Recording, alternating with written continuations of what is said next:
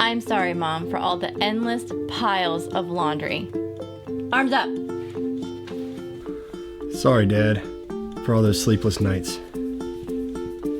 I'm sorry, Dad, for always getting into trouble. I'm sorry for not giving you one moment of silence. I'm sorry for everything. Really sorry. I'm sorry for always fighting with my brother. For treating you like an ATM machine.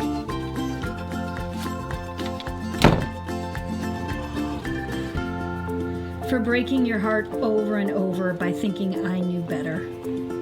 Parenting is the hardest thing I've ever done. But I've learned how to do it from you.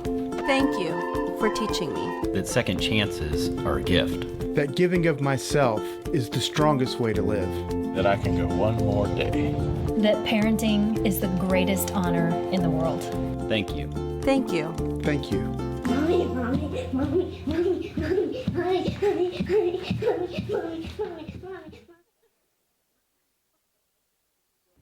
Two of the best days of my life are September 24th, 1988 and January 1st, 2012. Now you may be wondering why.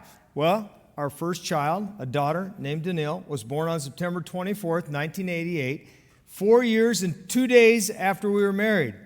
On January 1st of 2012, our youngest child, a son named Dylan, moved out of the house. And, you know, we've said many times, man, I wish we'd have took a couple more years before we had that first kid. But you know what we have never said one time? Man, why didn't we have more kids and why didn't they stay at home longer? We never said that. When our house first became empty nesters, people were like, is it lonely? I'm like, no, it's glorious. Like, I go to bed when I want. I can take a nap when I want. I eat Rice Krispies on the couch. I drink grape juice in the room with the new carpet. And my wife and I, like, we go to Disney almost every year because it's so much less expensive with kids. It really is the happiest place on earth when it's just adults. And I haven't even mentioned grandkids yet. Now we talk about the grandkids all the time. We got 5 grandkids. And they're awesome, but we rarely talk about those 25 years with kids in the house. But today is about those 25 years, and it's about raising kids with the end in mind. And the end being raising kids who are resilient and kind and responsible and grateful adults when they leave the house. Because that's the goal, right? So my name is Roger. I'm the Reality Kids pastor, and so the stories you hear are going to be about kids. But the principles I talk about, like, they're for everyone. And I think if you follow these principles, if you apply these principles, even if you're not a parent trying to teach them to your kids, you're going to be better at life, and your life will be better. And so when I look back when my kids were at home, I tend to remember the good and forget the bad. So it may sound like I think that I was a great parent based on the stories you hear, but look, I was an average parent at best, probably struggling to get a C. I think I passed, but I guess you never really know, right? So anyway, here are some of the principles we tried to instill in our kids. And the first one was simply be resilient. And okay, so saying be resilient is definitely revisionist history. I always said nobody quits. We're not going to be quitters. We don't quit. But like be resilient just sounds so much more positive. And so we're in the age of positivity. So now it's be resilient, and it's very important. In fact, I think resiliency it's a skill that kids need to learn, but also I think it applies to adults, right? I remember as a kid thinking, man, I can't wait till I'm an adult. It's going to be so easy. I'm going to get to do what I want. And then I became an adult, and I'm like, man, this is a lot harder than I thought. And so as you all know, adulthood also requires resiliency. But if our kids started something, they could not quit. until like they were done or the season was over. That was the thing.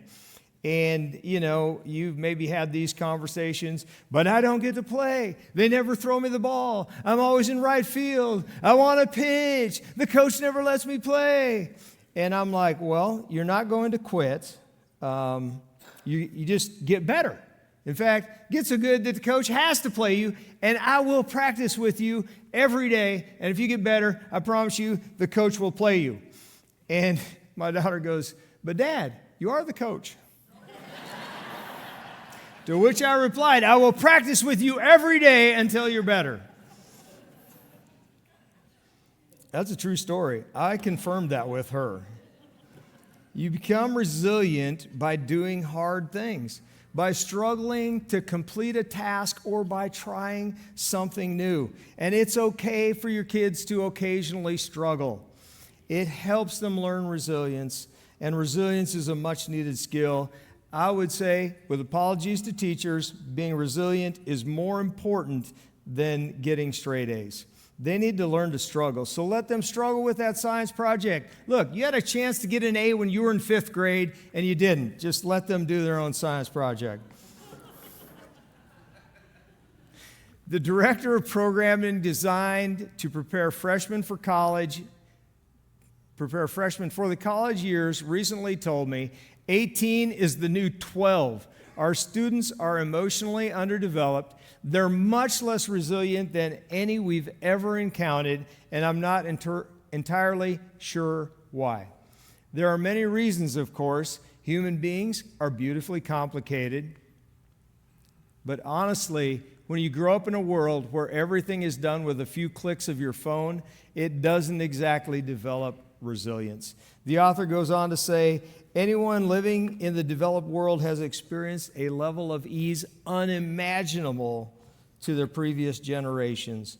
This is the overnight delivery age, and let me be quick to say I've fully enjoyed all the conveniences of the modern movement or the modern moment, but I'm also aware that it has made me soft. Some of you guys might remember this. Some of you guys might have to talk to your parents to remember this. Maybe your grandparents, maybe your great-grandparents. Actually, they were probably horse and buggy by the time we get all the way back to there. But remember when, I just said you probably don't remember this. And then I said, remember when? I would like to start this segment over. Is that okay? When we used to go on a trip, and especially if it was more than one state, we had to have multiple maps, and we would unfold them all on the table, never to be properly folded again, and in fact, generally wadded up and thrown away, and then we'd just buy a new map for the next trip. And then you highlight on the roads the course you're going to take, and you make sure this state matches to this state, and then you write on a piece of paper all of the stops and turns and all this. And so now you go, hey Siri, take me to 10695 Portal Road, and it gives you not only step-by-step directions, it's like, hey, not at this stop sign, but the next stop sign, turn right. Please stay in the middle 2 lanes. Hey, if you take this route, I don't think it says hey. I wish it would be like, hey, if you take this route, you'll save a minute. I'm not cutting it that close. I think I'll stay with my current route. It tells you everything, right? And so, the other thing it does is tells you when there's a speed trap ahead. And I have found it to be way more accurate than the old system of blinking your lights. That just never worked very well. It's like, does he want me to cut in front of him, or is there a cop ahead? I don't know. Here's the thing. Let's go to the Bible. It's always got good advice. Dear brothers and sisters, when troubles of any kind come your way, consider it an opportunity for great joy. For you know that when your faith is tested, your endurance has a chance to grow. So let it grow, for whenever your endurance is fully developed, you'll be perfect and complete and needing nothing. And so I think endurance and resilience have a lot in common, right? And the only way that you're going to develop resilience is by overcoming challenging things. And so, try something new. Let your kids do something new. Let them wipe out a few times. It's not going to hurt them. Let them try a crazy stunt on the swing. Like my daughter and I did that one time, and honestly, it would have been epic if it worked. And instead, we had to call a first responder, and about 80 stitches later, it's blood everywhere, but it's fine. We still, when we talk about that, still believe that would have been the greatest stunt between a daughter and a father if it had only worked. So much blood. She's fine now. It was only 30 years ago. Let's see. Let's go to the next one. Nope. Oh yeah, that is the next one. Slide this back over. So when our son turned 15, he bought himself a car because I wasn't going to do that. I figured I'd make him earn it. So he had bought himself a car, and then he became responsible to get himself up in the morning, feed himself breakfast, and to get him to school on time. Well, in my experience with teenage boys, being on time isn't necessarily a priority in their life. And so he was late so many times that he ended up with a detention. And so the principal calls me, and he's like, hey, your son's facing a detention for all his tardies unless you call him in. And I'm like, well, we're trying to teach him, that he is, if he makes a bad decision, then he needs to pay for the consequences. So I'm not calling him in, and you can give him however long the detention needs to be. I'm not going to argue. In fact, add a day just to, make sure he gets the lesson. And the principal's like, okay, well, that's almost word for word what he told me you would say. And he said, and in fact, he's like, I wouldn't waste my time calling him. I can tell you the answer. He told him the answer. The principal still called me. I think that in general, I don't think this. I think as parents, we tend to try and remove consequences from our kids, right? Because we don't want them to get hurt, or we don't want bad things to happen to them. And in a lot of cases, that's probably good. But I think in general, we tend to remove too many consequences that they don't learn to experience consequences of bad decisions. And here's a quote for you from Deborah. Many of the consequences parents are trying to prevent, unhappiness, struggle, not excelling, working hard, no guaranteed results, are great teachers for kids and not life-threatening. It just feels that way. And so I think that it's important that we learn the consequences for our actions. And, as a parent, you take the wins, right? My kid was not late for the rest of the year, no more detention. So I'm like, oh, great parenting, Roger, way to go. You get an A for this little moment. It'll balance some of the other fails, but consequences also often feel like discipline, and discipline is often painful. And so, we don't want our kids to experience pain, and so we remove consequences. No discipline is enjoyable while it's happening. It's painful. But afterwards, there will be a peaceful harvest of right living for those who are trained in this way. Experiencing the consequences of our actions, I think, is an important part of maturing from a kid to adult. And we let our kids make a lot of decisions, like little decisions early on, and then also let them experience the consequences of those decisions. This is a funny story. My son, applying this lesson to his son, and his son insisted that this thing of sour cream was actually ice cream and refused to believe my son that it was not ice cream, it was sour cream, in fact. And so he allowed him to take a large scoop of sour cream and eat it, and it was not ice cream. And he never did that again. So I think this is very effective. I think we should do this more. Be kind. So when my daughter was in high school, she got suspended for fighting, which was very surprising to all of us because she has always been a hugger and not a hitter. Like, she is a relentless hugger. This completely caught us off guard. And so I want to tell you the story. So she's sitting in class, and the girl behind her starts picking on a special needs kid. And my daughter's like, don't do that. Please stop. And she didn't stop. And my daughter asked her again. She said, please stop. And she didn't stop. And she asked her a third time. And then on the fourth time when she didn't stop, she said, if you pick on her one more time, I'm going to punch you in the face. And of course, she picked on her one more time. And my daughter felt obligated to keep her words. And so she was like, please tell them I punched her in the face. But really, it was more like this super awkward, girly slap punch thing. And but it made the point. But also then the teacher got mad at us, and he said, you guys need to leave the classroom. And my daughter's like, no, I don't want to leave the classroom. And so he kicked him out into the hallway. The girl was about a foot taller than my daughter, much stronger and more conditioned for fighting. And so the moment my daughter hit the hallway, she ran as fast as she could to the principal's office and told on herself. And then the 2-day suspension happened. The best 2 days of her high school life. And I made sure of it. And I know it might sound like I condoned punching a bully, but I don't. But have you ever been bullied? Has someone you love been bullied? Because I was bullied a lot as a kid in school, and it was painful. And it was over 50 years ago. And yes, I remember their names and faces.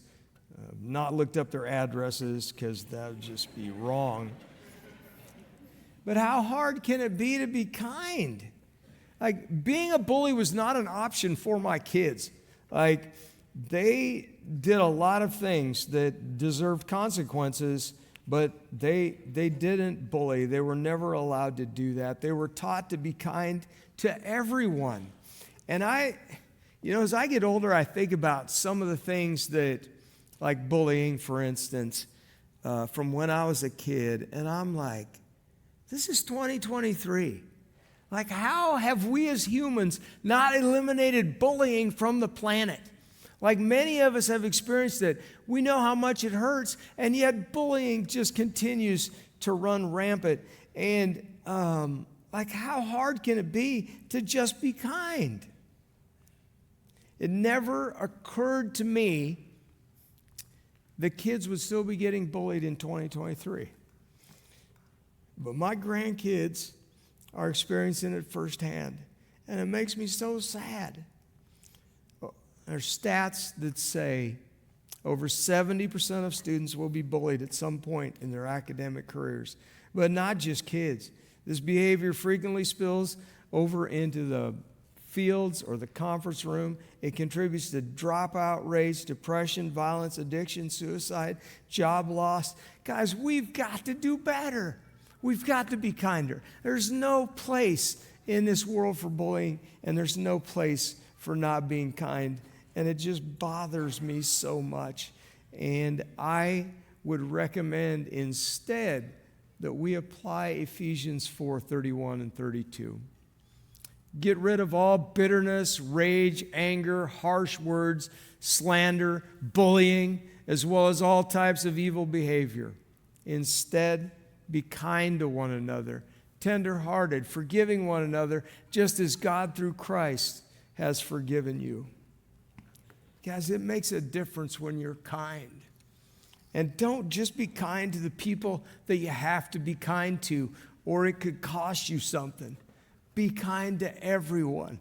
Be kind to the least of these. All right. Just be kind. Don't be a bully. Fourth thing is be grateful. So,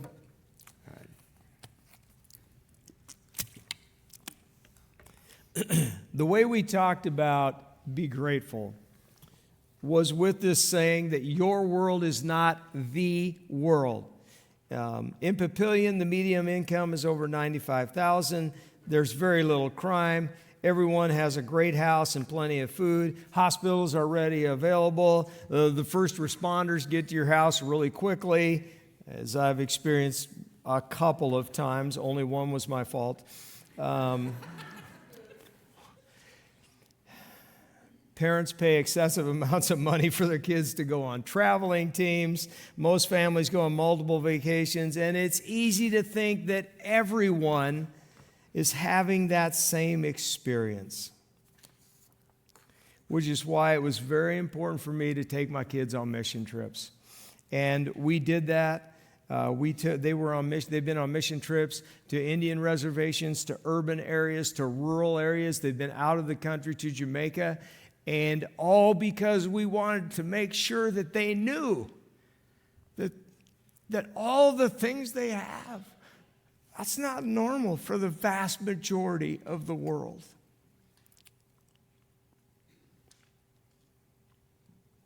When you're comfortable and have everything you need, it's easy to not think about others. It's easy to forget that there's millions of people wondering where their next meal is coming from.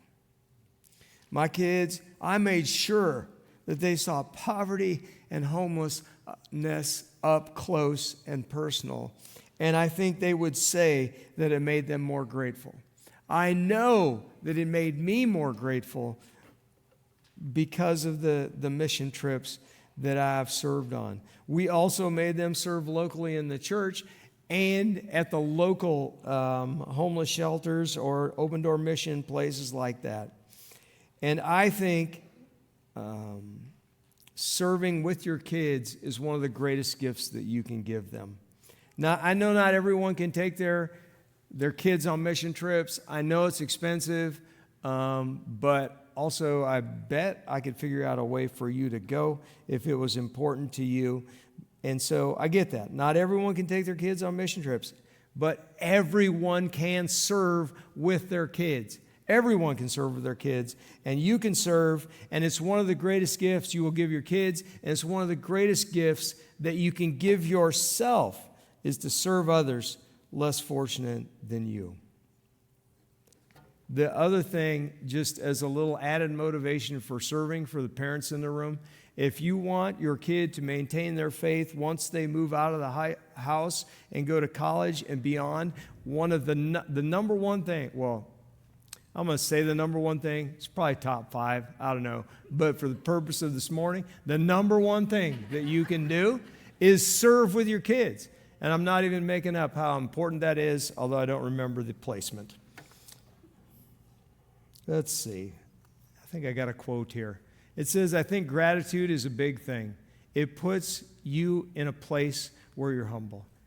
I think gratitude leads to humility, and humility allows us to serve others. This is Galatians 5:13. You, my brothers and sisters, were called to be free. And you know, that's the cool thing about being Christians, right? We believe we have eternal life, and honestly, we can do whatever we want. But what a waste that would be. Do not use your freedom to indulge the flesh. Rather, serve one another humbly in love. Serve one another humbly in love. Don't just waste your freedom. Use it for good. And we've got a great example. For even Jesus came not to be served, but to serve others and to give his life a ransom for many. Jesus showed us how to serve by sacrificing his life to set us free. And so I think serving increases our gratitude, it increases our humility, and serving with your kids, or if they're out of the house, just to serve, it's going to increase your gratitude and your humility, and the world's going to be a better place. So, number 5, play outside. There's a group called 1,000 Hours Outside, and the group started as a way to balance screen time and outdoor time. At the time they started, kids were spending about 1,000 hours a year on screens. which is the equivalent to almost 3 hours a day. The problem is screen time is very addictive. Here's why. And I got a quote for you from Simon Sinek. Actually, it might be Simon Sinek. I'm really unsure how to pronounce his last name. Probably didn't need to have this discussion with you guys right now. So I'm going to say, you know what? Here's what Simon says. Simon says, we know that engagement with social media and our cell phone releases a chemical called dopamine. That's why when you get a text, it feels good. That's why when your wife gets 100 texts to your one text, it feels bad. It's not a part of his quote. I just made that up from personal experience. It's why we count the likes on Facebook. Now, here's the dangerous part. Dopamine is the exact same chemical that makes us feel good when we smoke, when we drink, when we gamble. Your phones are addictive. Excessive screen time can lead to a litany of problems, including having trouble sleeping. So balance screen time with outside playtime. Now, you might say, but it's raining. I say, play in the rain. But it's cold, dress warm. But it's windy, fly a kite. But it's snowing, build a snowman. Wait, do you want to build a snowman? No, no one's going to sing the response. It never really worked.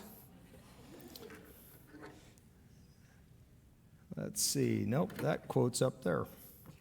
I was about to hit the button, but wrong color. My grandkids love it when they get to go to my parents' farm in North Dakota. I grew up in a farm in North Dakota. When they're there, they're literally outside the entire time. They're riding tractors, driving go-karts and four-wheelers, playing with fire, chopping wood, driving the lawnmower, stomping in every puddle, and drinking water from the hose. I knew you'd like that. That could explain some things about me, I'm not sure. Let your kids have lots of outside playtime, and not just outside playtime, like let them have some outside alone playtime. We live in a time when it seems like people are afraid of everything, including just letting their kids play. And here's the thing that I'm going to tell you that's true that you maybe need to know. Kids today are not less safe than their mom and dads were as kids. Most of us are very grateful we had a chance to play, wander, and spend some unsupervised outside as kids. It made us confident, brave, and happy.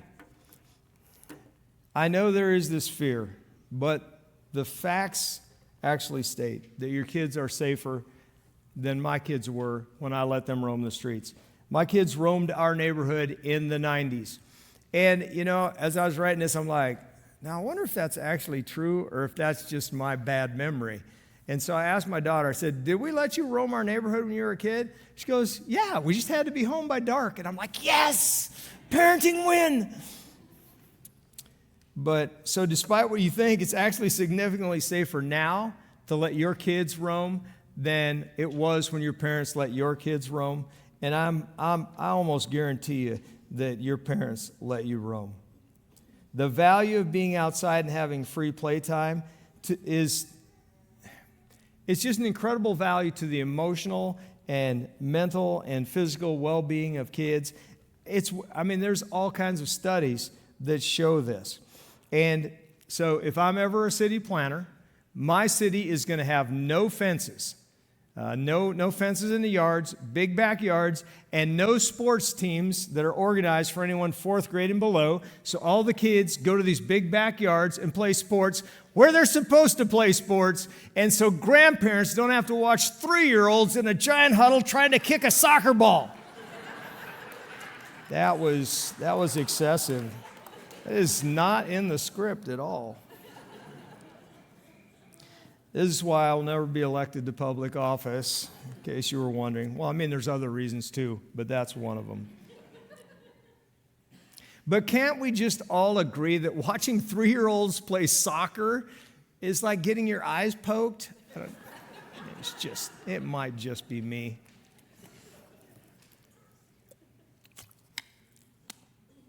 Let's see. I think I'm to my conclusion. This has been fun. So last time, I forgot to mention that we're going to do a child dedication at the end. And people were expecting there to be Q&A, but for a multitude of reasons, they eliminated Q&A. I can't imagine why. And so I know we got at least 2 parents that are having your kids dedicated, so like 3 to 5 minute warning. Depends on how distracted I get during the conclusion. So here's the thing, right? So I gave you 5 principles that I think, that we just tried to live by so that our kids would become, kind, responsible, caring adults. I think those apply to almost anything. But the thing that I want you to know and to make clear is I'm not presenting those as a parenting expert. And there are no guaranteed formula for raising kids. And there was only one perfect child ever. Not yours, by the way. It was Jesus, just in case. Those were just the principles I used. There's no guarantees. In fact, there is one guarantee. If you have 3 kids and you raise all 3 of them exactly the same way, they're all 3 going to turn out completely different, right? Because each one of us has been uniquely and wonderfully made by God himself, and we are all completely different. And so oh boy, Roger, this is not in your notes. You could end up in a meeting.